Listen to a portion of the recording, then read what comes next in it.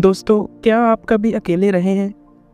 वो पल जब आपके आसपास कोई नहीं होता, बस आप और आपकी खामोशियाँ। कभी ऐसा लगता है जैसे ये खामोशी आपको ही निगल जाएगी। लेकिन क्या हो अगर इसी खामोशी में आपका सच्चा आप छिपा हो? आज हम बात करेंगे अकेलेपन की, the art of being alone.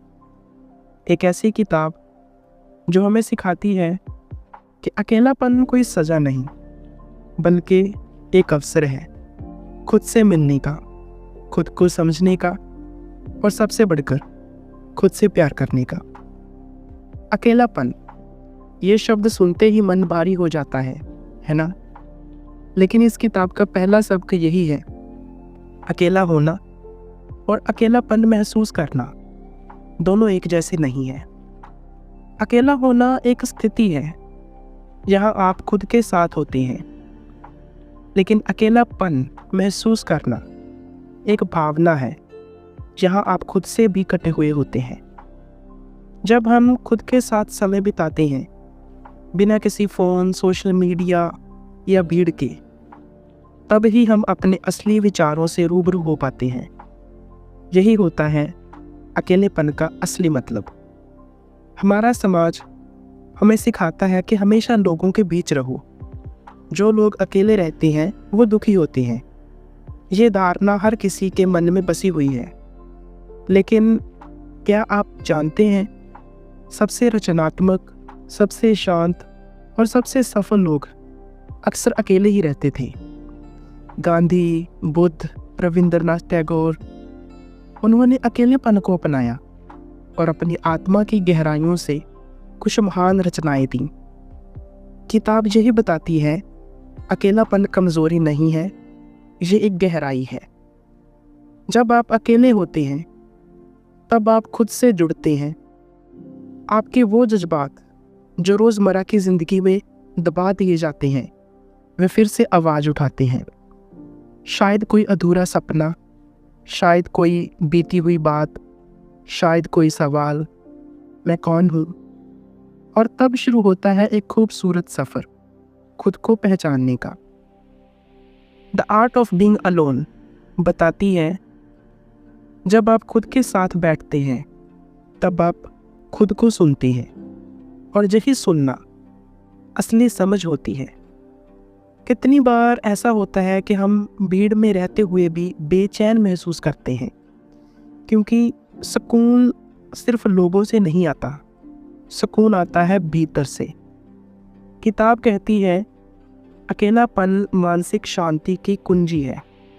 जब आप शोर से दूर होते हैं, तो ही आप अपने अंदर के शोर को पहचान पाते हैं, और एक एक कर वो सारे डर, वो सारी उलझनें शांति में बदलने लगती हैं। खुद को जानने का मौका आत्मज्ञान है, निर्णय लेने की क्षमता। जब आप दूसरों से प्रभावित नहीं होते, तो सही फैसले ले पाते हैं। क्रिएटिविटी, अकेलापन रचनात्मकता का सबसे बड़ा स्रोत है। भावनात्मक मजबूती, आप अपने इमोशंस को बेहतर समझ पाते हैं। रिश्तों की गहराई, जब आप खुद से जुड़ते हैं, तो दूसरों से भी सच्चा रिश्ता बना पाते हैं। अब सवाल ये है, कैसे अपनाएं इस अकेलेपन को? यहाँ किताब कुछ सुंदर सुझाव देती है। रोज कुछ समय खुद के साथ बिताएं। डिजिटल दुनिया से दूरी बनाएं। डायरी लिखें, उस डायरी में अपने दिल की बातें लिखें। कोई क्रिएटिव हॉबी अपनाएं, जैसे पेंटिंग, लेखन, कुछ भी लिखो। चाहे कोई गाना लिखो, चाहे कोई कविता लिखो, कोई कहानी ही लिख दो। मेडिटेशन और सांस पर ध्यान देना शुरू करें। याद रखिए, अकेलापन तब खूबसूरत बनता है जब हम इसे स्वीकारते हैं। आप तब तक किसी से सच्चा प्यार नहीं कर सकते जब तक आप खुद से प्यार नहीं करना सीखते। किताब हमें बताती है, the deepest love begins with self love. जब आप अपने साथ वक्त बिताते हैं, तब आप अपनी गलतियों को माफ़ करना सीखते हैं, अपने अंदर के बच्चे को गले लगाना सीखते हैं, और तब आपका दिल दूसरों के लिए भी खुलने लगता है। अकेले रहना आपको एक आज़ादी देता है, भीड़ की सोच से, समाज की अपेक्षाओं से और दूसरों की स्वीकृति पाने की ज़रूरत से। किताब कहती है, अकेलापन वो जगह है जहाँ आत्मा स्वतंत्र होती है और शायद यहीं से शुरू होता है असली जीवन। तो दोस्तों, the art of being alone सिर्फ एक किताब नहीं है, ये एक आईना है, एक शीशा है जो हमें दिखाता है कि अकेलापन कोई सज़ा नहीं है, वो एक वरदान है। यह किताब हमें सिखाती है कि जब हम अपने साथ बैठते हैं, खुद से बातें करते हैं और अपनी आत्मा को सुनते हैं, तब हमें दुनिया की सबसे सच्ची आवाज़ सुनाई देती है। आज से अकेले रहना मत डरिए, उसे अपनाइए, उसे महसूस कीजिए और उसमें अपने अंदर की गहराई तलाशिए। शायद आपकी ज़िंदगी का सबसे खूबसूरत रिश्ता खुद से ही शुरू हो। अगर इस वीडियो ने आपके दिल को छुआ हो तो इसे शेयर कीजिए ताकि और लोग भी अकेलेपन को अपनाकर खुद से जुड़ सकें।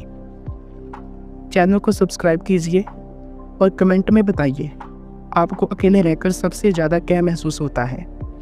मिलते हैं अगली वीडियो में, तब तक खुद से मिलिए, खुद से जुड़िए और खुद को अपना सबसे अच्छा दोस्त बनाइए। धन्यवाद।